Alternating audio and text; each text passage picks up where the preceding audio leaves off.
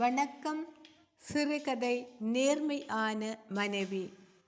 ராமன் தான் காலமெல்லாம் சம்பாதித்த பணத்தை தன் குடும்பத்துக்கு கூட கருமித்தனமாக செலவு செய்து சேமித்து வைத்திருந்தான். அவன் இறப்பதற்கு சிறிது காலத்துக்கு முன் தன் மனைவி ராசாத்தியை அழைத்து, நான் இறந்து விட்டாலும் என் பணத்தை என் கூடவே எடுத்துச் செல்ல விரும்புகின்றேன். எனவே என் பணத்தை என் சவப்பெட்டியில் வைத்து நீ அடக்கம் செய்துவிடு என்று சத்தியம் வாங்கி கொண்டான். கணவரின் கடைசி ஆசை என எதுவித மறுப்பும் இல்லாது ராசாத்தியும் சத்தியம் செய்து கொடுத்தாள். சற்றுமே எதிர்பாராத விதமாக ராமன் இறந்து விட்டான். இறந்த எல்லா ஏற்பாடுகளும் நடந்து கொண்டிருந்தது.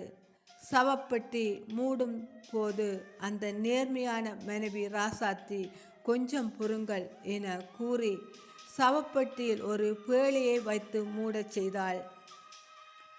ராசாத்தியின் தோழி அவளுடைய கடினமான வாழ்வை அறிந்தவள். கணவன் ராமுவின் கஞ்சத்தனத்தையும் அறிந்திருந்தவள்.